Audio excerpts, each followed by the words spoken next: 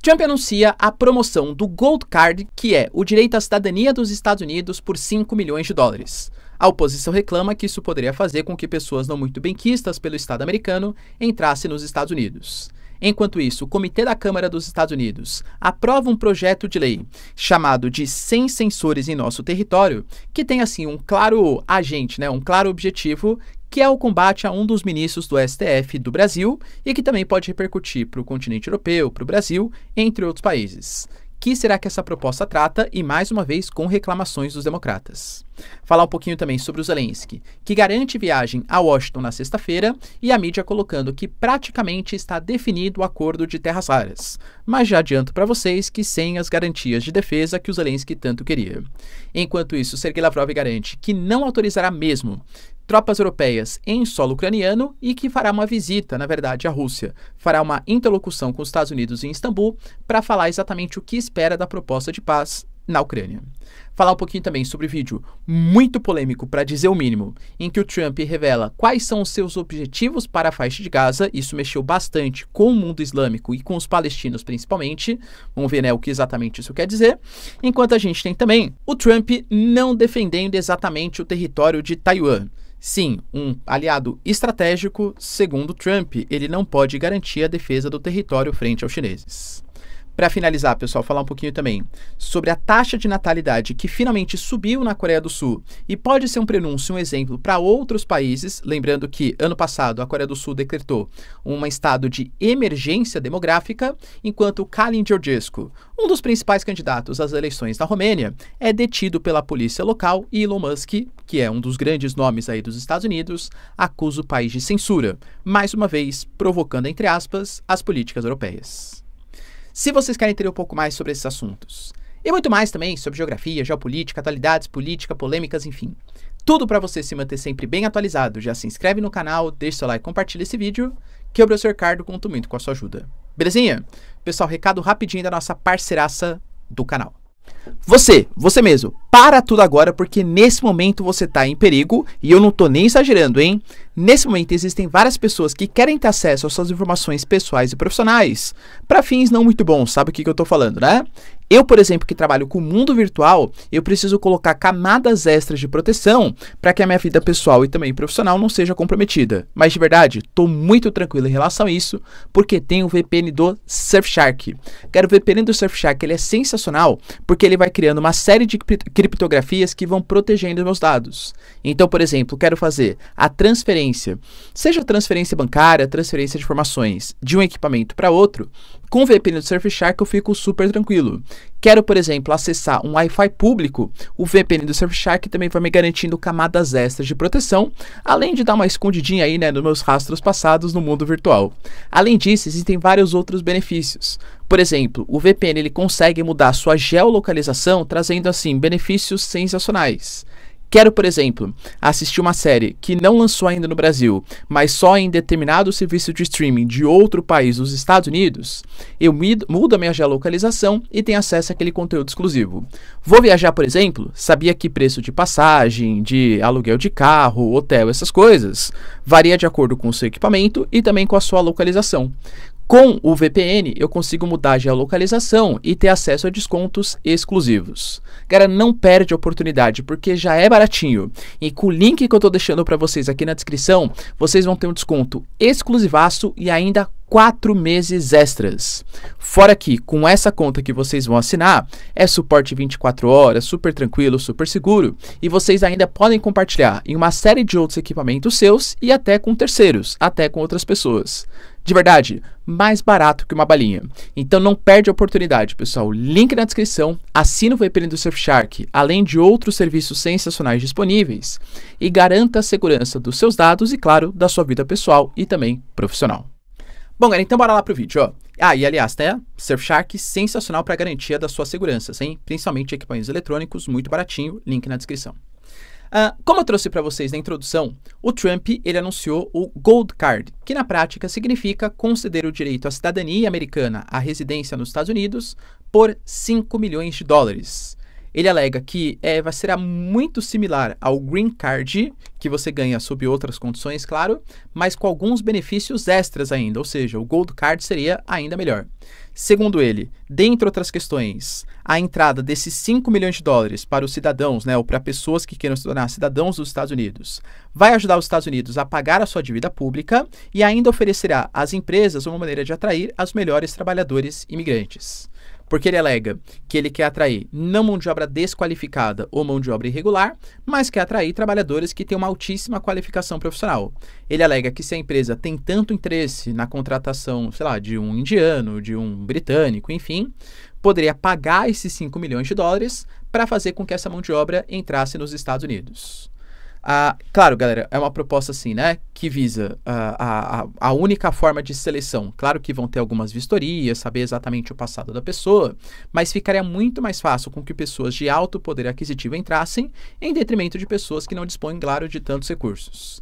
Isso gerou críticas e repercussões principalmente entre os democratas, que alegam, por exemplo, que existem alguns oligarcas russos que não têm nenhum tipo de problema com o dinheiro e que inclusive poderiam, né, usar esse tipo de artifício para entrar no Estado americano e servir como uma espécie de influência russa em solo dos Estados Unidos.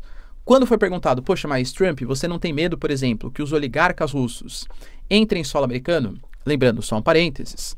Professor, o que exatamente são oligarcas russos, né? Oligarcas russos nada mais são do que empresários. Só que empresários que têm uma forte ligação com o governo. Geralmente a mídia ocidental se refere, porque a gente sabe, né? O governo, vou dar uma aula aqui de Rússia, né? Mas o governo Putin, ele conseguiu se manter de várias formas no poder durante tanto tempo.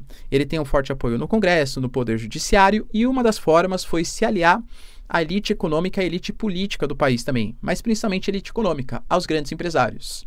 Então ele concede alguns benefícios para alguns empresários. Pô, talvez o Prigozhin fosse a principal referência, né? O Prigozhin, ele era um empresário do ramo de alimentação e ele conseguiu, junto ao governo Putin, o direito de vender os seus produtos alimentícios para para as instituições públicas da Rússia, principalmente para o exército russo. Isso fez com que o Prigozhin ficasse muito rico. Em troca, o Putin, claro, queria o apoio do Prigozhin, que inclusive depois acabou ficando com o grupo Wagner e depois tudo que a gente sabe que aconteceu. Então, esses oligarcas nada mais são do que empresários que têm uma forte ligação com o Estado russo, né? E o Trump falou que não vê nenhum problema. Inclusive garantiu que ele conhece algum desses empresários e que eles são ótimas pessoas. Não foi lançado ainda, mas deve ser lançado dentro de 2 semanas. Se você tiver 5 milhões de dólares então disponível e tiver a fim de virar cidadão americano, aparentemente sua vida está bastante facilitada. Enquanto isso, cara, a gente teve também a Casa Branca fazendo um alerta ao Brasil. Quando eu falo Casa Branca, entendam a política dos Estados Unidos. O comitê, um dos comitês do Congresso americano, ele aprovou um projeto de lei que cria sanções contra o Alexandre de Moraes. Esse projeto chama Sem Censores em Nosso Território. Para quem não sabe, Alexandre de Moraes e os representantes americanos já estão num litígio bastante significativo, sendo que um dos representantes do Estado americano, há pouco tempo, que é 2021, 2022, ele ficou preso, né, no aeroporto do Brasil por conta de uma determinação do Alexandre de Moraes. E se a gente for levar em consideração, então, o Elon Musk, galera, nem se fala, né?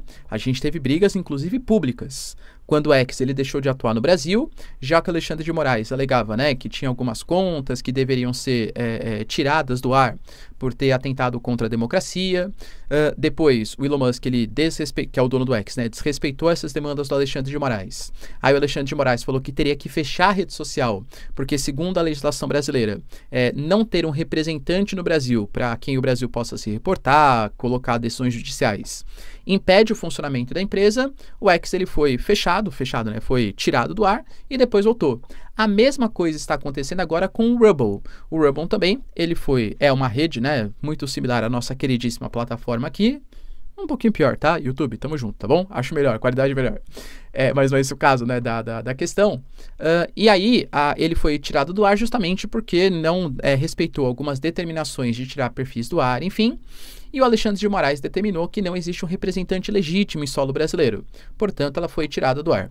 Segundo na verdade, o Congresso americano, né? Esse projeto ele vai deportar ou vetar a entrada de qualquer estrangeiro que atue contra a liberdade de expressão. Inclusive, o próprio comitê da Câmara colocou que o Rumble, nesse momento, se levantou a favor da liberdade de expressão do país. O Estado americano, apesar de a partir de alguns secretariados, divulgou que respeitar a soberania é uma via de mão dupla com todos os nossos parceiros, incluindo o Brasil. Bloquear acesso à informação ou impor multas em empresa sediada nos Estados Unidos por se recusar a censurar pessoas que vivem nos Estados Unidos é incompatível com os valores democráticos. Ou seja, por conta disso, por conta dessa determinação, vai ter, pelo menos, né, a votação desse projeto de lei. Não é uma lei americana ainda. Foi o comitê que aprovou que isso vire um projeto de lei. Isso tem que passar pela Câmara, isso deve passar pelo Senado e ser referendado, claro, pelo presidente do país. Mas assim, como eu sempre falei, o Trump ele obteve uma vitória muito significativa, e não só no poder executivo, mas com os republicanos no poder legislativo. Nesse momento é muito difícil, ainda mais no começo de governo, imaginar que os deputados republicanos, que são maioria na Câmara, ou que os senadores republicanos, que são maioria no Senado, vão vetar algum tipo de proposta dessa maneira. Ou seja, isso pode fazer com que algumas pessoas que os Estados Unidos considerem como censuradores ou que boicotam, violam a liberdade de expressão, tenham sejam deportados ou, né, seus vistos aí negados. Claro que isso pode ser um princípio de uma coisa maior, porque o próprio Estado americano, né, a gente teve declarações do Mark Zuckerberg, do Elon Musk, colocando que uma das prerrogativas é a ideia de fazer com que os tribunais obscuros da América sejam combatidos, ou seja, os Estados Unidos alega que vai lutar pela liberdade de expressão. Nesse caso, a gente sabe que teve duas figuras, que é o Eduardo Bolsonaro e também o Paulo Figueiredo, que tiveram uma importância muito grande, indo ali, né, conversando com deputados, senadores, enfim, a favor da aplicação dessa lei. Os democratas, mais uma vez, reclamam, alegando que isso está muito particularizado contra uma figura brasileira. Mas e no caso, por exemplo, do Putin? O Putin prendeu um jornalista do Washington Post, aliás, do Wall Street Journal, né? Será que terá algum tipo de sanção contra o Putin? Será que terá algum tipo de punição?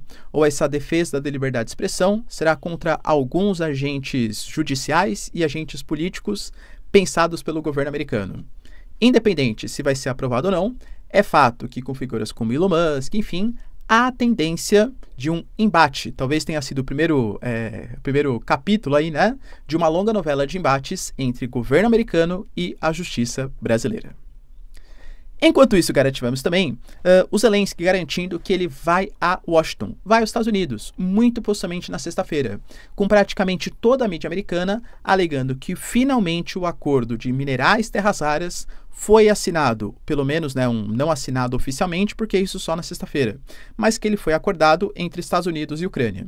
Na verdade, a gente teve algumas falas bem díspares nos últimos dias. O Zelensky, por exemplo, garantiu que ele não se vê obrigado a pagar nenhum tipo de valor para os Estados Unidos, porque o que o Biden fez não foi um investimento ou empréstimo, foi uma doação de boa vontade dos Estados Unidos, ou seja, a Ucrânia não deve nada, nem 300 bilhões, 100 bilhões, 500 bilhões, nenhum valor.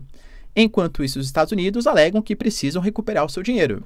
Tanto que, por exemplo, quando o Trump falou que de fato o Zelensky vai a Washington para assinar algum tipo de acordo, o Trump falou, finalmente vamos recuperar o nosso dinheiro. O Zelensky, ele só não tinha assinado quando Bessent, o secretário do Tesouro americano, foi em direção à Ucrânia, porque ele alegava que os Estados Unidos não tinham dado garantias de segurança, repasse de equipamentos, defesa militar, etc. Aparentemente, de novo, o acordo ele não foi exposto, mas quando a gente pega Associated Press, Reuters, começa a dar uma analisada nas mídias aí, ocidentais, ainda não há a garantia desse acordo. Segundo as mídias, as palavras oficiais é que os Estados Unidos estão se comprometendo com uma Ucrânia soberana, estável e próspera, além de trabalhar por uma paz duradoura. Ah, professor, então quer dizer que eles estão se comprometendo com uma Ucrânia soberana? O que é uma Ucrânia soberana? É uma Ucrânia que retome todos os territórios? É uma Ucrânia que vai ter essa zona tampão? Aonde vai ser a zona tampão? Entende? Cara, é que nem falar, olha, eu, Ricardo, prometo que eu estou lutando pela paz mundial, tá? Beleza, mas o que de concreto você está fazendo? Então é um documento muito abstrato, pelo menos são as informações prévias. O Zelensky conseguiu tirar a parte dos 500 bilhões, como se a Ucrânia devesse os 500 bilhões de dólares para os Estados Unidos, e aparentemente o que vai acontecer é que 50% dos recursos minerais e infraestruturas exploradas, e aparentemente não só de minerais metálicos, mas também de combustíveis fósseis, vão para um fundo, e esse fundo vai ser administrado tanto pela Ucrânia como pelos Estados Unidos. E aí, o que vai ser feito com esse dinheiro, segundo as fontes ucranianas, tá? Vai ser decidido em conjunto pela Ucrânia e pelos Estados Unidos. Quando você tem uma negociação feita entre agentes políticos com poderes tão diferentes, tanto no soft power, essa influência cultural, influência econômica, quanto principalmente no hard power, influência militar, eu não vejo como um fundo pode ser utilizado com a mesma força, pelos ucranianos e pelos norte-americanos. Penso eu, claro, que deve ser um acordo ou um fundo que vai ser muito mais administrado pelos Estados Unidos do que exatamente pelos ucranianos. Para mais detalhes, muito possivelmente só na sexta-feira.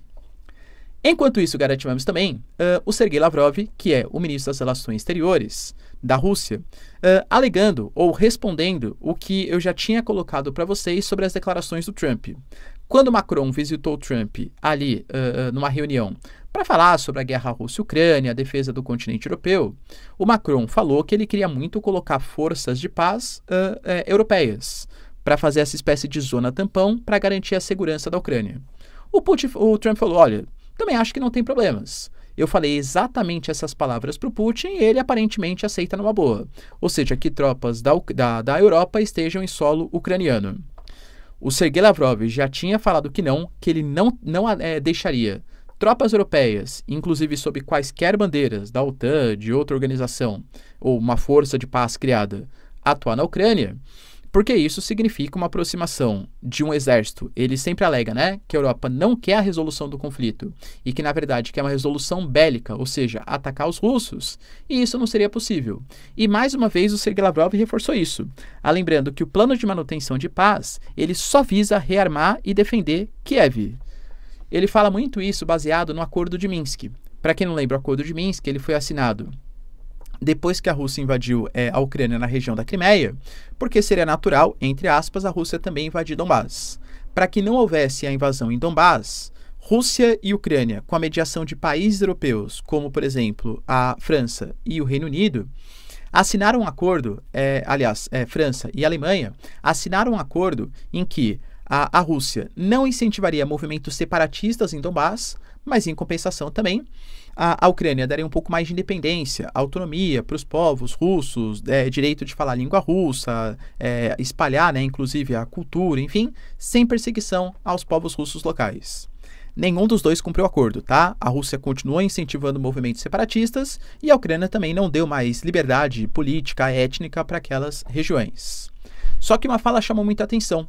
A Angela Merkel e o próprio representante francês, à época, galera, deixaram bem claro que esse acordo feito, ele foi um acordo feito para ganhar tempo, porque a Alemanha sabia que não ia dar certo, mas o acordo de Minsk fez com que a guerra que aconteceria em 2014 só acontecesse em 2022. Ou seja, o Sergei Lavrov fala que é uma trairagem e que não dá para acreditar nos europeus.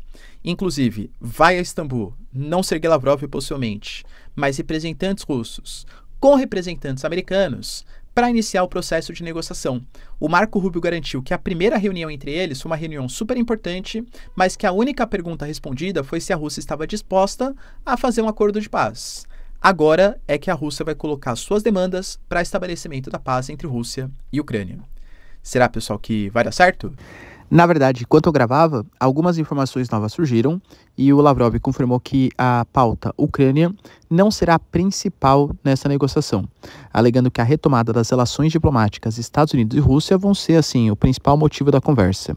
Especula-se que um acordo de alumínios e também de terras raras russas pode ser um dos motivadores, dessa reunião. Vale lembrar também que existe um acordo pleiteado pelos Estados Unidos que todas as principais potências militares, leia-se China, Rússia e Estados Unidos, reduzam seus gastos em 50%. Rússia e Estados Unidos aparentemente concordam. A China já negou.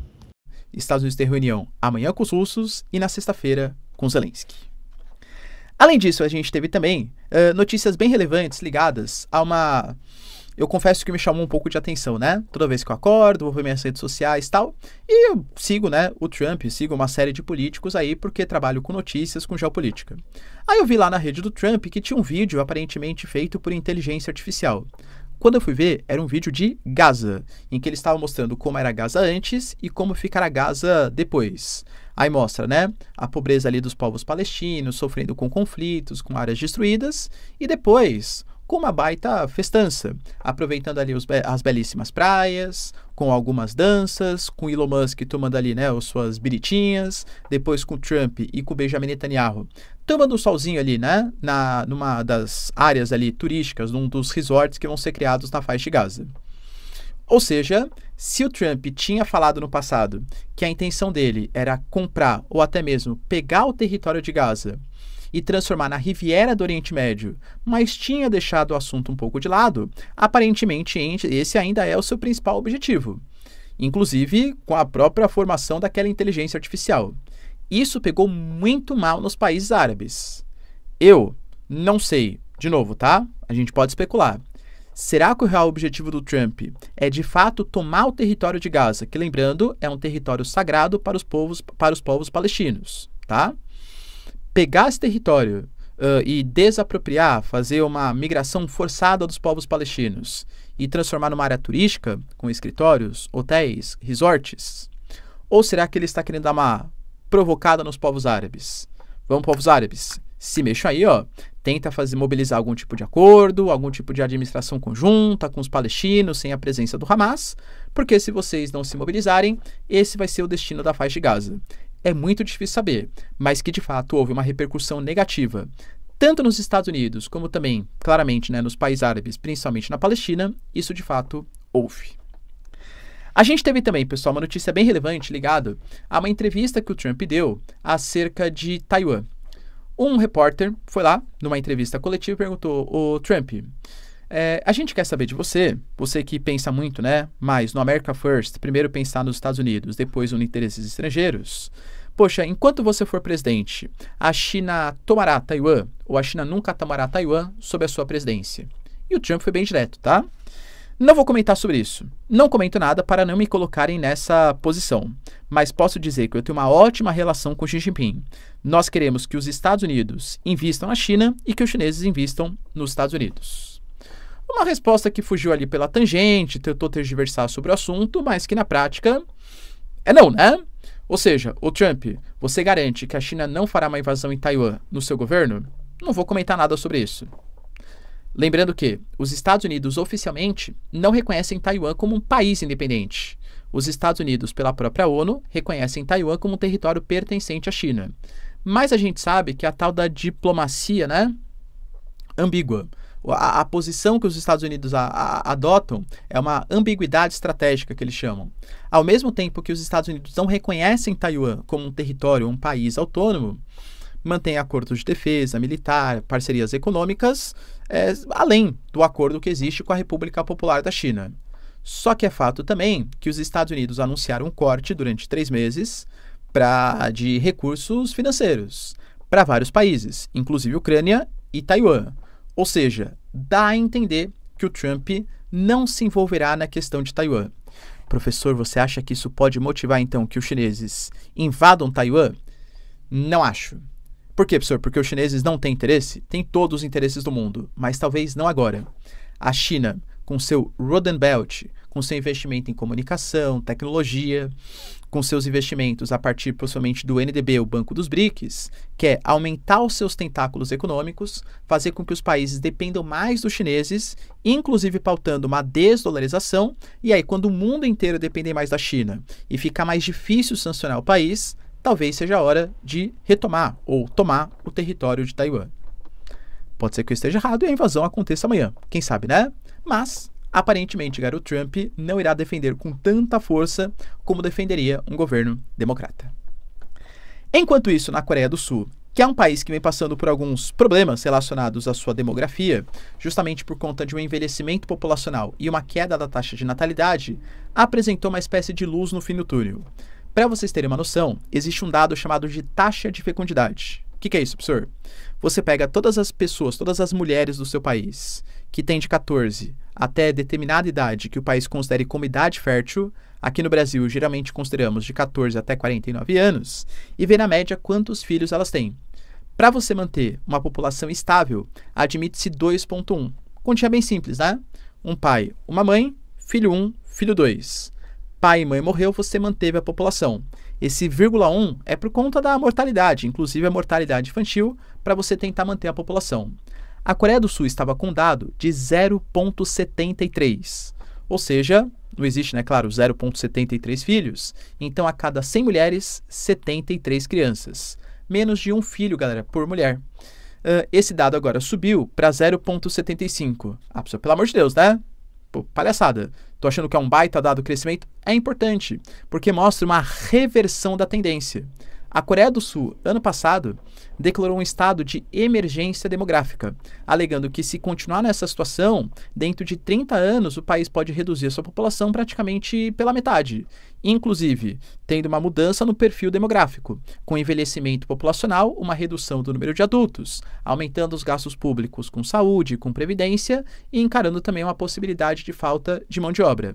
Então o governo sul-coreano, ele gastou na casa, né, fazer uma tradução aqui cambial, na casa de bilhões de dólares em incentivos fiscais, em incentivos até mesmo culturais, colocando na cabeça das pessoas, principalmente das mulheres, que ser mãe seria uma coisa boa, que ser mãe é contribuir para a demografia do seu país. Tanto que, por exemplo, muitas mulheres começaram a encarar isso como um certo problema, alegando que era algum tipo de lei machista e coisa que o valha. Por quê? Porque, na prática, a lei não toca no real problema, pelo menos segundo parte das mulheres sul-coreanas, que é a desigualdade que existe entre homens e mulheres. Quando a gente fala na questão da inserção no mercado de trabalho, do peso que representa ter um filho muito mais para a mãe do que exatamente para o pai, e as repercussões negativas, principalmente na vida do trabalho. Ou seja, as mulheres preferem não ter filhos e focar na sua carreira profissional, porque mulheres mães têm um impacto muito mais negativo do que pais, por exemplo, que sofrem menos as consequências de ter um filho no seu auge, entre aspas, do mercado de trabalho. Será que esses altos gastos públicos serão uma tentativa, então, de reversão? Financiamento, isenção fiscal, propaganda é a forma de mudar esse perfil de comportamento populacional? Deixa aí nos comentários. E para finalizar, pessoal, a gente teve também o Calin Georgescu, para quem não sabe, candidato à presidência ali da Romênia, que até venceu o primeiro turno, iria para segundo. Só que depois de algumas investigações, as eleições da Romênia foram simplesmente suspensas, alegando esse candidato, né? Ele tem algumas posições um pouco polêmicas, lembrando que a Romênia é um membro da OTAN, inclusive, e muito próximo do conflito Rússia e Ucrânia, enfim, né? Esse candidato, ele é contrário à ajuda da Romênia à Ucrânia, tem algumas posições anti-OTAN, e supostamente, segundo as investigações, o TikTok, a gente sabe, né? Plataforma aí chinesa, teria influenciado, teria muito mais propagado os conteúdos, porque agrada a política chinesa do Calin Georgescu do que de outros candidatos, fazendo com que alguém que praticamente não tivesse chance de ser eleito ficasse vitorioso no primeiro turno e fosse para segundo turno, claro, com reais chances de virar o chefe de governo do país. As eleições foram canceladas por interferências eleitorais. Depois de algumas investigações, o que a polícia agora está alegando é que, na verdade, ele recebeu também financiamento dos russos. Ou seja, além de uma ajuda nas mídias sociais dos chineses, houve também um financiamento dos russos. E como houve uma interferência no processo eleitoral por parte de um país estrangeiro, as eleições estão anuladas e ele, inclusive, corre o risco de ser preso. O Elon Musk, inclusive, colocou que acabaram de prender quem mais ganhou votos nas eleições da Romênia, o que demonstra a bagunça que é o continente europeu. Isso fica um ponto também, né? Quando a gente pega, por exemplo, é uma pergunta sincera, tá? Uma censura ou tirar uma rede social do ar. E se essa rede social propagar mais um candidato do que outro, porque combina mais com o pensamento do dono da rede social? Essa rede também deveria ser tirada do ar. Não estou falando que é o caso, tá, do Rumble, do X, ou enfim, né? Isso também não seria uma forma de limitar a liberdade de expressão? Poxa, uma pessoa, ou um grupo, ou um país propagar mais os conteúdos de um determinado candidato em detrimento de outro, interferindo no processo eleitoral, é uma forma também de limitar a liberdade de expressão, já que não há uma isonomia de discursos políticos? É a questão que se coloca e que a Romênia também tange aí reclamações. Beleza, pessoal? Deu para entender os principais acontecimentos? Se vocês curtiram o vídeo, então, ó, já deixa seu like, se inscreve no canal. Tamo junto, beijos, abraços e tchau, tchau.